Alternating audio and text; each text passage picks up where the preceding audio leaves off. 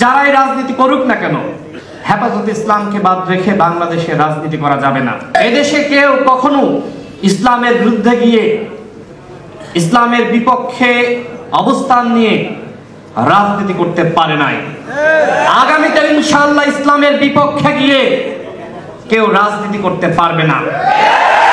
ইসলামের বিপক্ষে যে সরকার অবস্থান নিয়েছে, ধর্ম নিরপেক্ষতার বয়ান, এই বয়ানের নামে ধর্মের সাথে সাংঘর্ষিক বিভিন্ন ধরনের সংজ্ঞায়ন আমাদের সামনে হাজির করেছে, সেই আওয়ামী ফ্যাসিবাদ কিন্তু বাংলাদেশে রাজনীতি করতে পারে নাই। সুতরাং এখন যে সরকার রয়েছে, আগামীতে যে সরকার আসবে, প্রত্যেককে ইসলাম মেনে রাজনীতি করতে হবে, দেশ চালাতে হবে। আমাদের দল গণ অধিকার পরিষদ ইসলামী মূল্যবোধে বিশ্বাস করে। বাংলাদেশে আমরা রাজনীতি করছি, আপনাদের মতন আমরা ইসলামিক দল না, কিন্তু আমরা যারা মধ্যপন্থা অবলম্বন করি, আমরা কেউ ইসলামের বিরুদ্ধে না। ইসলামিক মূল্যবোধকে ধারণ করেই বাংলাদেশের যে গণতান্ত্রিক অগ্রযাত্রা, সেটাকে এগিয়ে নিয়ে যেতে হবে। হেফাজতে ইসলাম বাংলাদেশের বড় একটি রাজনৈতিক শক্তি বললে আমার কাছে মনে হয় ভুল হবে না।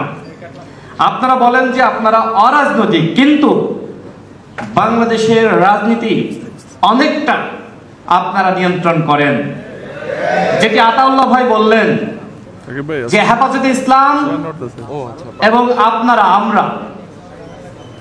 আপনারা একটি অরাজনৈতিক শক্তি, কিন্তু বাংলাদেশে যেই ক্ষমতা আসুক না কেন, যারাই রাজনীতি করুক না কেন, হেফাজতে ইসলামকে বাদ রেখে বাংলাদেশে রাজনীতি করা যাবে না। আপনারা কওমি অঙ্গনের শিক্ষার্থী, আপনাদের প্রতি আমাদের দরদ, মায়া, মহব্বত, ভালোবাসার কোনো কমতি নাই। আপনাদেরকে আরো বেশি জ্ঞান বিজ্ঞান শিক্ষায় নিজেদেরকে আবিষ্কার করতে হবে।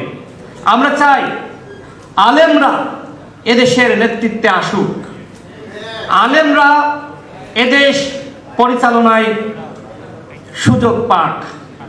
আমরা দেখেছি যে আলেমদেরকে নানানভাবে দমন পীড়ন করা হয়েছে, তারপরেও আপনারা কখনোই থেমে যাননি। এই গণঅভ্যুত্থানে আমরা দেখেছি যাত্রাবাড়িতে ওই অঞ্চলের মাদ্রাসার শিক্ষার্থীরা কিভাবে আওয়ামী ফ্যাসিবাদের বিরুদ্ধে লড়াই করেছিল। এই গণঅভ্যুত্থানে অসংখ্য মাদ্রাসার শিক্ষার্থী শহীদ হয়েছে, আলেম ওলামা শহীদ হয়েছে, কিন্তু আজকে অত্যন্ত দুঃখজনক যে মাদ্রাসার শিক্ষার্থীদের অবদান, আলেম সমাজের অবদান, সেইটাকে তুলে ধরা হচ্ছে না।